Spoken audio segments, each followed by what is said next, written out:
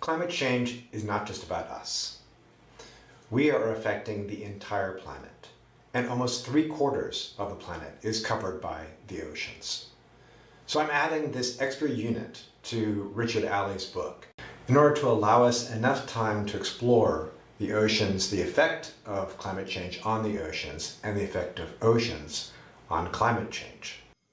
So in today's lecture, I'm going to be covering sea level rise and hurricanes. These are aspects of the oceans and their involvement in climate change that we're familiar with because they most affect human beings, but also the role of the oceans in the whole process of global warming, both in moderating temperature and also in absorbing carbon dioxide emissions. Our objectives last week were to understand the basic history of Earth's climate, and especially looking at ice cores and other evidence as we reconstruct that history. And this week, we've already started talking about the ways that CO2 is being measured. Our job is to think about the chemistry of ocean acidification, its causes and its results, as well as the role of the oceans altogether in climate change. I want to begin, as Richard Alley does, in the way that he talks in these last chapters about hope. And he sees this and he starts with economists. Now, one wouldn't normally look to economists for hope, but his point here is that even a very conservative economist like William Nordhaus thinks that we should be putting a price on carbon, that acting now, even considering that the future is not that important to us, acting now still is the correct economic thing to do. One of the things, of course, we must notice in looking at Nordhaus, who won a Nobel Prize for this work, is that he is not aiming at a 1.5 degree rise, right? He's not aiming at a 2-degree rise. He's actually aiming at a 3-degree Celsius rise by the end of 2100. He thinks that that is the best economic way forward. This, of course, means allowing a lot of harms. And he's also not including what we call the social cost of carbon into this price. This is simply a basic decision on economic return alone. And this understanding, it's better to put a price on carbon now than not. But Alley goes on. And he builds on Nordhaus's point that there is a lot of money to be made in developing these new forms of energy, trillions and trillions of dollars, in fact. So eventually, whether we want to or not, eventually the world will have to turn away from fossil fuels toward alternative energy. If people can find new and cheaper sources of energy, they can make a great deal of money, because there's no question that people will continue to use energy and to need to get around for transportation, for laundry, for all kinds of things, medical, etc., that we use energy for. Recently, here at Penn State, we have quite a few people who work on batteries, and new battery technologies are coming out all the time that use different materials, that use cheaper materials, materials that are easier to find, that work better. One that was just in the news recently is possibly going to be able to fully recharge a car battery in 10 minutes, giving you an additional 200 or 300 miles of range. So these sorts of things looking into the future are positive elements of what could happen as a result of addressing climate change. In addition to these, though, and if you notice at the end of the reading for today, Richard Alley makes an appeal to ethics. He says that, again, even somebody like Nordhaus thinks that we should be acting immediately, but there may be other reasons why we want to act, and act even more aggressively than Nordhaus would expect us to. And one is simply to realize that the economy that is connected to oil exploration is what we call a boom and bust economy. There was a great article very recently in the New York Times which talked about the experiences of people who work on oil rigs and how they can make a lot of money in a short period of time, but then that job disappears.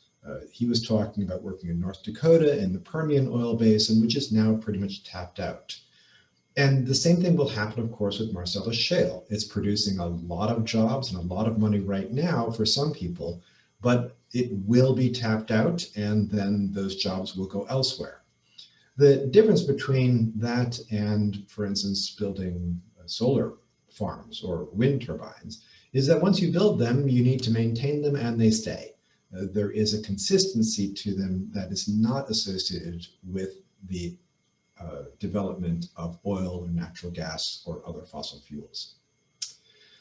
We could also look, forget about climate change, just look at the number of people who die every year due to the particulates and the other pollutants that are produced from burning fossil fuels. One of the things that I immediately noticed when buying an electric car is that my garage smelled a lot better. It no longer smells of oil and gas. This is something I didn't even think about, but of course, those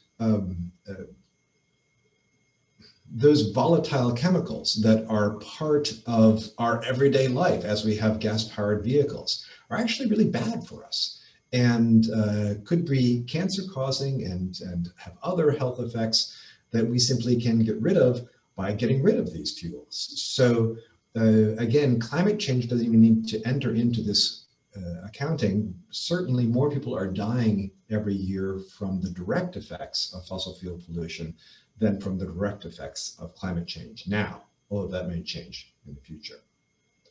And then the ethics appeal that we'll be talking about immediately when we get to our ethics section, the next unit in this class, is the question of climate justice.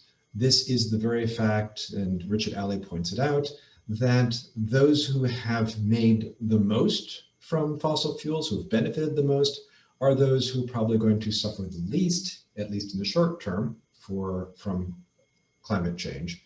And the opposite is true. Those who have benefited the least from the development of fossil fuels will be suffering the most. So this simple justice issue is a real problem, and there are many, many intertwined justice issues, as we will see. So again, these appeals are ones that might cause us to move even faster than William Nordhaus had laid out. But to be very frank, it would be nice if we did anything at all. At this point, we do have no national strategy for dealing with climate change. Now, let me anticipate a little bit of what Dr. Ray Najar is going to be talking about. Again, his lecture is going to be on Friday. His appearance in our webinar will be on Friday.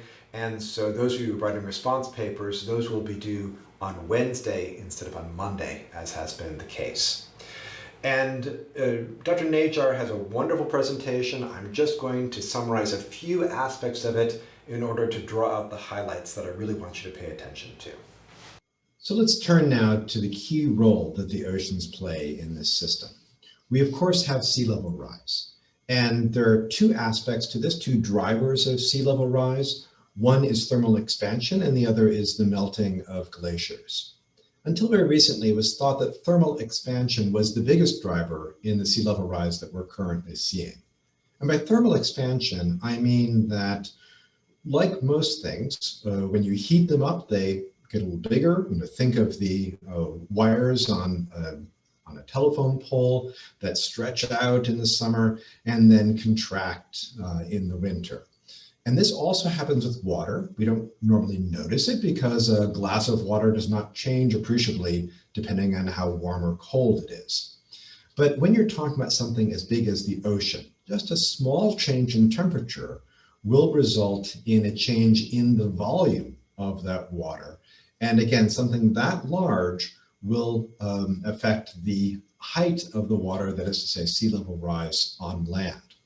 So thermal expansion is a thing, and it certainly does account for some of the sea level rise that we're seeing now. But glaciers are melting at a faster rate than we had thought. And we're talking here about the big glaciers, like those on Antarctica or on Greenland. And more water is pouring off of those than we had thought during their summer melt seasons. And so this is one of those areas where the science has improved and the estimates were shown to be too conservative. Even the estimates from 12 years ago when Richard Alley wrote this book are much more conservative than they are now. And we're expecting a sea level rise of at least 2 feet by the end of the century. But oceans also perform the function of absorbing heat. And this is something that, again, Ray Najar will be talking about at length during his lecture, and we hope to get into that some of the discussion at our webinar on Friday, that the oceans are actually absorbing the vast majority of the increased heat from global warming. And this is interesting to us, but of course, because we are on land and we are experiencing this rise in atmospheric temperature and in land temperature, but at the same time, the oceans are also absorbing much, much more heat. The oceans are much slower to absorb heat. They're much bigger. It takes more energy to heat water than it does to heat air. But we are seeing not only the surface of the ocean heating up, but the deep ocean as well. And this is starting to affect things like the El Nino or La Nina events, like the large ocean currents that take the warm water from the equator and move it up north.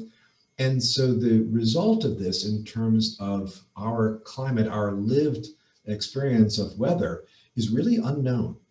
We are very dependent on the role of the oceans in transferring this heat. But once we're warming up, once we're changing that dynamic, this is an experiment that we are undertaking right now in real life because no human being has ever been around to see this kind of change. So we have sea level rise, we have heat, but then we also have the possibility that these methane clathrates at the bottom of the ocean could become destabilized because of this warmer deep ocean water. Again, we really don't know. Scientists are skeptical that a great deal of this locked up methane is going to be released. But if it were released, as Richard Alley says, a 90% chance is not as a 100% chance, right? We are not 100% sure that they are stable at these increasing temperatures. And if they were to be released, that would cause a much larger warming effect than we are currently seeing right now. But heat is only one aspect of what the oceans do. The oceans are also the largest carbon sink of the additional carbon dioxide that we've put into the atmosphere in the last 150 years. Now, Ray Najar is going to be having a couple of different graphs for you to look at. I find it helpful to see these things graphically presented in different sorts of ways. So what you see here on the top are the different ways that carbon dioxide is released into the atmosphere. We've got two ones marked out here. These are land use changes that you can see already were existing in 1850. We know this because Pennsylvania at that point had changed from being a forested area to a largely non-forested area. So this sort of land use change has an effect in releasing carbon dioxide. And then we start to see the additional emissions from fossil fuels around the turn of the century. But then really, as we've said it before, here in the 1950s, that's when we have this spike until today of increased carbon dioxide due to the burning of fossil fuels. Now, note where this is being absorbed, and that's this bottom part.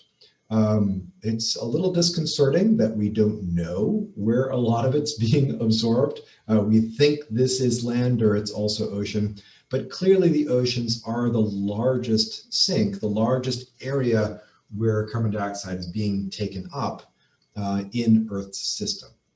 And this is having an effect on the chemistry, the fundamental chemistry of the oceans as they are forced to absorb all of this extra carbon dioxide. We need to pay attention to this for a number of reasons. And one is that I know a lot of you are really interested in geoengineering solutions to climate change.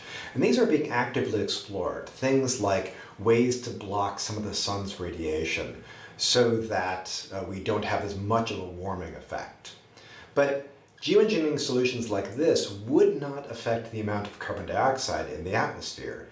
And so we still have this process of changing the ocean's chemistry that has important other effects we need to pay attention to. I have to say in advance, though, that it's really photosynthesis that is the most important piece of the way that the oceans absorb carbon dioxide.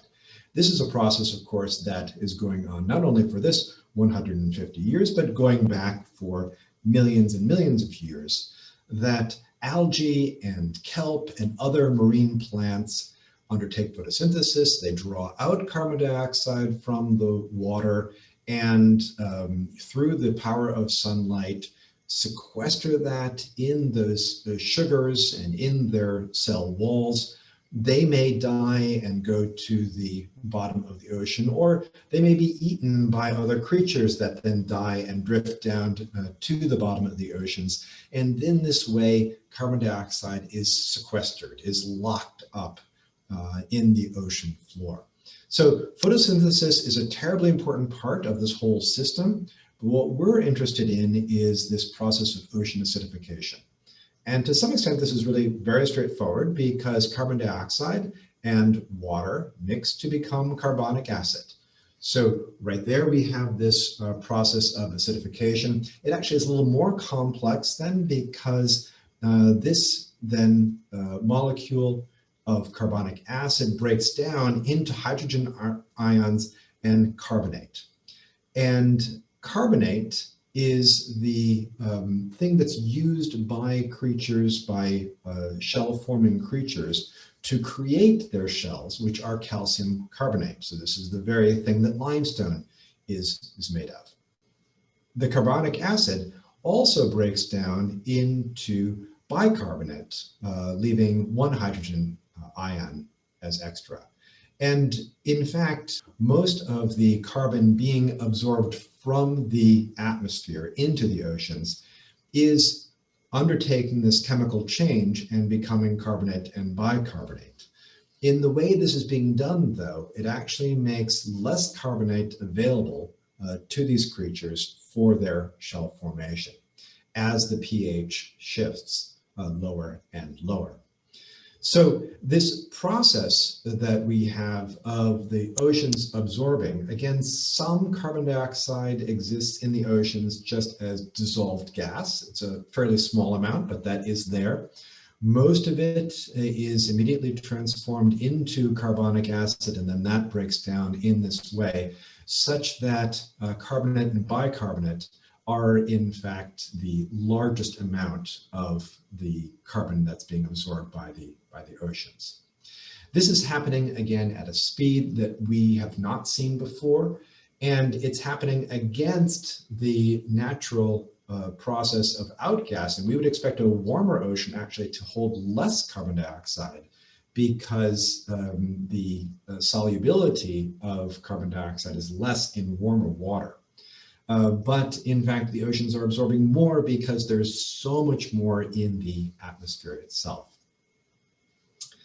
The results of this, both of the greater heat and the acidification of the oceans, is that we are going to have less shellfish, and even some regular fish, bony fish, might be affected in this process of changing the pH balance of the oceans.